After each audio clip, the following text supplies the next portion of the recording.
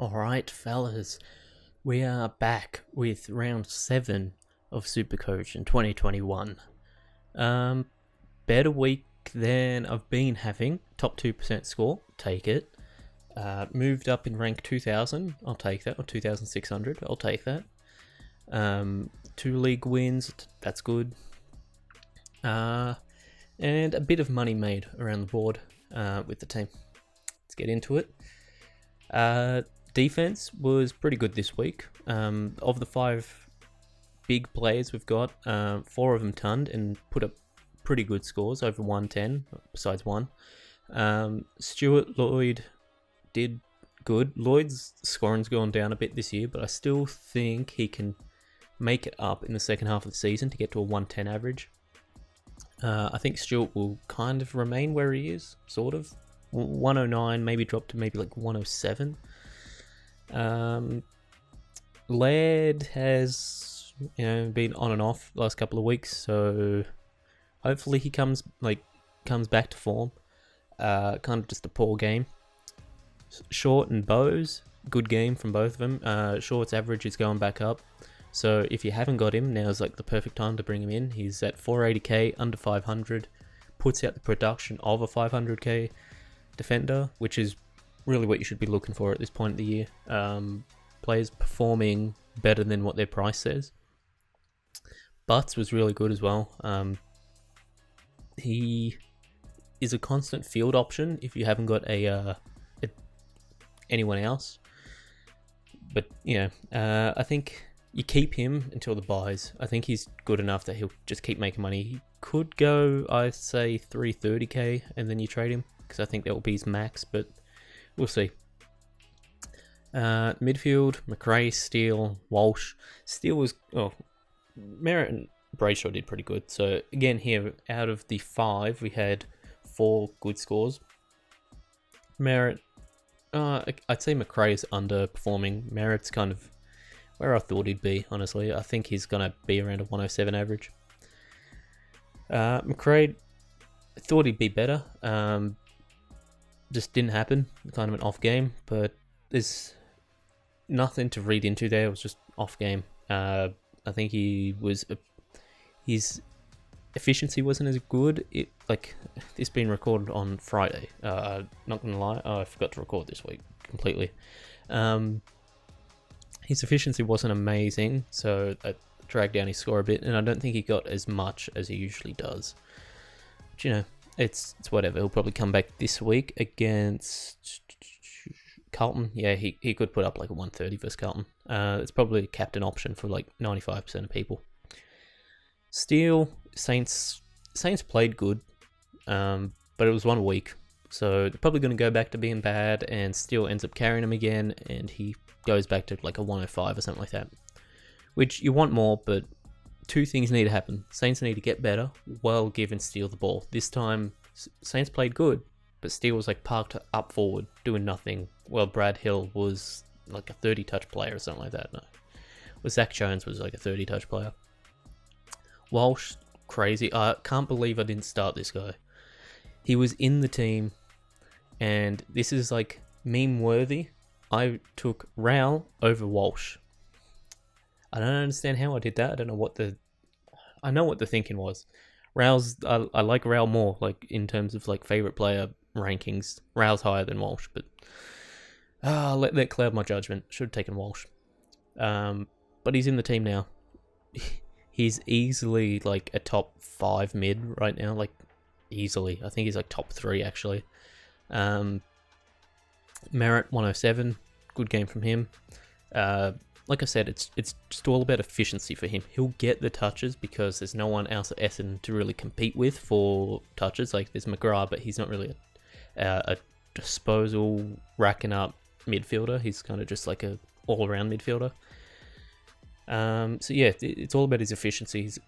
It's the one thing that can stop him from going like 95 versus him going like 130. So it's all good for him. Brayshaw, the trade-in, paid off. 121. We'll see how he goes once Chera comes back. I think we're in round 8. Round 8's about to start. I think he comes back in round 10. Should be around round where he comes in. I don't think he'll be in this week. If he is, then it's a miracle. Power 97, probably the best rookie right now. Trying to think. Yeah, I reckon he is. Yeah, I can't. No one's coming to my thinking of who's better, but Power's good. Keep him until he falls off, honestly. I think he could touch 400k. Golden, he's... I said this last week, these two have just backflipped. At the start of the season, Golden was one like, oh, he's going to hit 400k, he's the rookie of the class. It hasn't happened like that. Power's actually came up and taken that spot from him. I even think he's better than all the Sydney rookies right now, like just on form currently. I think it's hard to tell if he actually is better, if it's just North being bad, but it is what it is. Finn McRae disappointed me again. I can't believe this, man. I think he can. I think he can still get better. The Rocks, well, Gorn finally put in. I did the research on this. I think this is his lowest score in 3 years. And I think the only time he scored lower, or like around this, he got injured in the game. He like had a concussion or something, whatever it was. So don't overreact to this. I wish I had the Plus, Supercoach Plus, Gold, whatever, just to see how many people traded him out. Apart from that, I think Supercoach Premium, Gold, Plus, whatever, I think it's useless. But yeah, I think do not trade him out. And no, you were not correct for starting Flynn and stuff over Gorn. You were not correct. He's averaging 130. Calm down.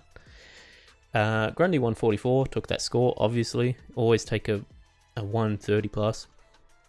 Zeeble 102. It's crazy how Zeeble 102 is an off game. That's crazy, but he's still easily the best pick of Supercoach 2021. Like, not even close. He's the best pick. And usually best pick is like a pod pick. Nah, even Zeeble was kind of popular. He's that good, he's overperformed. It's crazy. Impy 74, off game, but you take it. Warner 61. I guess it's kind of normal for him. I think his ceiling is what his average is. His average is 78. I think that's kind of what his ceiling for a score is, around 75, between 75 and 85, somewhere between there. That's like the best. So 61, I'll take it. He did drop, but I don't think he'll keep dropping. Once the break even like sorts itself out, he'll go back to making money. Rowe is trash. I've been saying this for so long. He is bad. I can say this. He will be traded next week. Not this week because I've got other problems, but he will be traded next week. Oh my god. He's got the showdown this week, so hopefully he kicks like 2 goals and that leads up to like a 60 or 70. I just hope so, man. He's so bad. He does nothing. It's crazy. Scott and had Bergman on. Both of them good scores. Bergman was pretty good. He kept his spot. Lineups are out, so no, lineups aren't out for the Port game, but like from Ken Hinkley talking, Bergman should keep his spot. Scott 63. Most of like 3/4 of this score was from the first quarter of the game, so yeah, he really went missing, but he was really good in that first quarter. So hopefully he replicates that this week. Against Carlton, I think he can. Of course, Dusty didn't play, and Waterman I don't think is actually going to get a game. I think we were completely lied to by what's the dude's name? I forgot his name, but yeah, he's a complete liar, saying that he was like a important part of their 22 or something like that. Fleeced. He's not going to get another game. Unless someone gets hurt, but yeah, you can't predict an injury. So for the trades, Chapman has got to go for like all teams he's in pretty much. I think he's hurt, so I guess you could use that as a reason to hold, but I think you're better off trading him, honestly. Just get some cash gen on the bench, because there's a lot of defensive rookies playing. Oh, I say a lot, but it's like 3, which somehow this year is a lot, honestly. Yeah, this is probably what I'm going with. I just did this before. This obviously going to get reversed 50 times, so next week, don't worry, it will be a different lineup, probably. We're going with RCD. I have to put his name in like this. Riley Collier Dawkins. Played really good for Richmond last week. He's in the team this week. He's starting on the bench, which is... It's not like... I'm not worried about it, but at the same time I am a little bit, because that means he could be just a low game time player. I don't know, the bench means a lot of things, but I think for a rookie, like, it's his first year, right? It's not like he's a brand new rookie, he wasn't just drafted, but I don't know, for a second gamer, I think starting on the bench is a little worry. Not too much, but a little bit. And then this is the one that I'm like, I don't know what to do. What do I do with this trade? Originally, it was Laird goes to the midfield. I bring in Frederick and May. They were the 2. But now, because I can't bring in Frederick, which means I haven't got the cash in, which means it's kind of a weird situation. I'm still going to bring in Stephen May.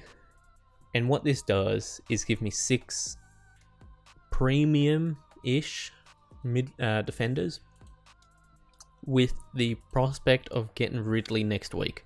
That's the goal. That's kind of what things are set out to be.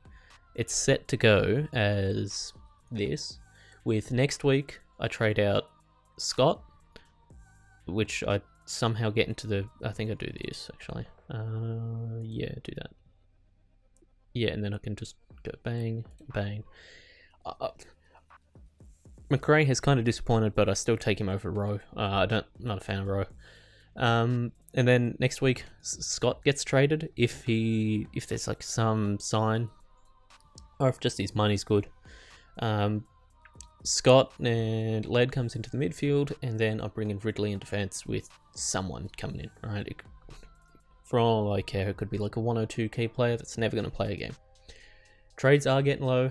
We're at 18, but through my research on the team and kind of predictions and a trade plan, I think by the time we get to 8 trades, team's done, and it's from there covering injuries, luxury trades, and covering, if we're there at the time, the buy rounds. So I think within the next 9 trades, the team should be done. Let me just give a count. 1, 2, 3, 4, 5, 6. I think Impy you got to keep. So six players got to bring in with 18 trades. I think that's actually not too bad, honestly. So far, everyone that's in the team hasn't had a extensive injury history, at least not this year. Like, there's no signs of an injury. So, well, besides May did miss a bit of time, but yeah, that was kind of a freak accident. Yeah, it is what it is. But yeah, I think that we're actually not in too bad of a spot. I think this year, you're better to trade fast. Like, just do whatever you can to get the rookies off field, because the rookies aren't good. So, yeah, there's that. Other people that I might trade in and you might see next week is Aaron Hall, which is kind of controversial. I know my friend Steven, you might know him from Steve R, the YouTube channel. He's bringing him in this week, and look at that, I'm versing him this week. He's bringing in Aaron Hall, like I said, who has kind of switched roles. He's in defense now. He's got like a minus C goal role, which is great for Supercoach. Right now, he's had 2 tons this year. He's got a break even of 105, with his highest score being, I believe, 107 for the year. I think it's something like that. So it is a risky pick, but considering his role, actually, what am I thinking? He's playing defense, but he's actually a forward. So, and he's only 400k. Now, my issue with this pick is, for a little bit more, you can get Hind, or Hind, however you pronounce it. I think it's Hind, and that's what I've heard on YouTube, so I'm going with Hind. Where is he? I think he's 411k, isn't he? Average? I'm just going to have to look him up. Might just have to look him up. Hall. There it is. 415k, and I think Hind is 418, 420, something like that. His top score is 133, so there's a lot of potential there. An 81 this year in the forward line actually is not too bad. For a low score, that's not too bad. 37 he was hurt, 6 he was hurt. So 133 and 106 in healthy games, in full games, I'll take that. It's just, I don't know if I can bring him in. If I can bring him in this week, then there's an option to.